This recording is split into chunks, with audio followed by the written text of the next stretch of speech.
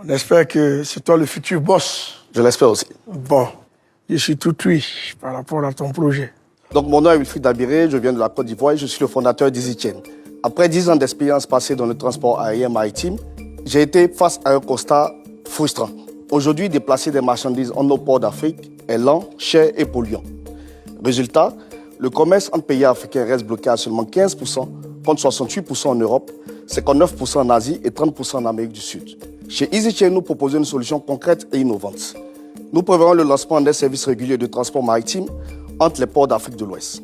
Grâce à un navire voilier de 1100 tonnes, entièrement palettisé, nous relierons le port de Lomé au Togo, au port de Praia au Cap-Vert, avec des escales dans les ports d'Abidjan, San Pedro, Monrovia, Conakry et Dakar. Nous recherchons 500 000 € contre 20% pour finaliser notre étude de faisabilité et acquérir notre premier navire voilier.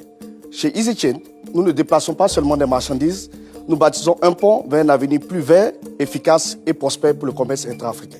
Je vous remercie. Qu'est-ce qui vous motive vraiment à vouloir, à ce stade-là, louer même des bateaux voilà. En fait, en Afrique, on manque d'infrastructures, tant au niveau logistique et portuaire. Lorsqu'on a lancé la plateforme digitale en 2023, on avait des utilisateurs qui bookaient en fait, c'est-à-dire qu'il était plus facile pour eux d'envoyer un conteneur d'Abidjan vers Miami ou du Havre vers Lomé. Ça, c'était facile.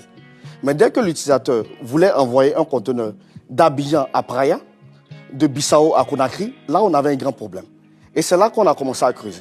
Et qu'est-ce qu'on a découvert en fait dans nos recherches? C'est que les grands armateurs connus s'occupent des lignes transocéaniques, c'est-à-dire Europe, Afrique, Asie, Afrique, mais ne s'occupent pas des lignes intra-régionales. Parce que ce n'est pas une niche pour eux. Ils viennent avec de grands navires de plus de 20 000 conteneurs. Voilà, ça ne les intéresse pas de faire des petits ports sur la côte. C'est ce qu'on appelle le cabotage maritime.